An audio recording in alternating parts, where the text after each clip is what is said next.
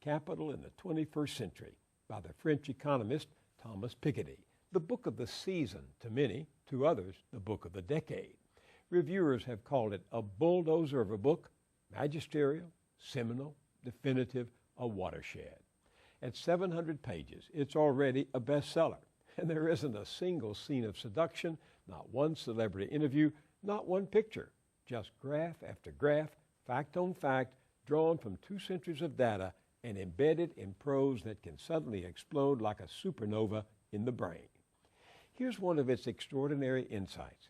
We are heading into a future dominated by inherited wealth as capital concentrates in fewer and fewer hands, giving the very rich ever greater power over politics, government, and society.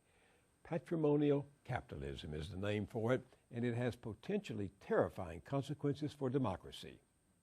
For those who work for a living, the level of inequality in the U.S., writes Piketty, is probably higher than in any other society at any time in the past, anywhere in the world. Over 3 decades, between 1977 and 2007, 60% of our national income went to the richest 1% of Americans. No wonder this is the one book the 1% doesn't want the other 99% to read. You wrote something the other day that's hard to forget. You said there's such an ugliness in America right now. Yeah, this is one of the things that puzzles me, actually, about my own country, which is it's one thing to have disparities of income and wealth and to have differing views about what we should be doing about it, but there is a level of harshness in our debate, mostly coming from the people who are actually doing very well. So, we've had a parade of billionaires whining that about being, the incredible injustice that people are actually criticizing them, and then comparing anyone who criticizes them to the Nazis. It's almost a tick that they have. This is very strange, and it's kind of scary because it's one thing if someone without a lot of power seems to be going off into a rage for no good reason, but these are people who have a lot of influence because of the amount of money they can. Last year, the chief executive officers of 350 top American corporations were paid 331 times more money than the average U.S. worker.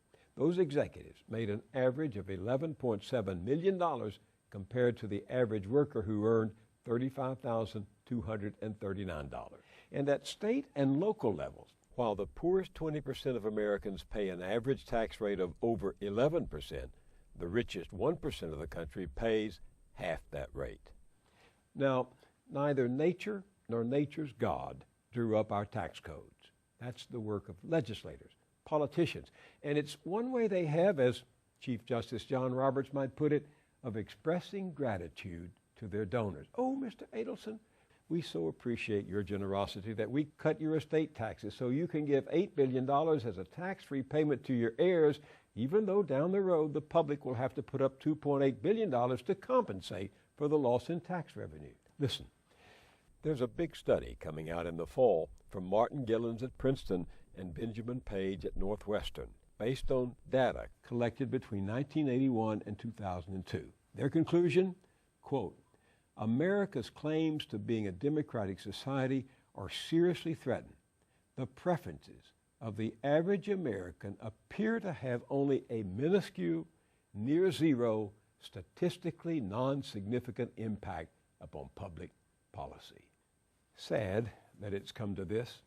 The drift toward oligarchy that Thomas Piketty describes in his formidable book has become a mad dash, and it will overrun us and overwhelm us unless we stop it.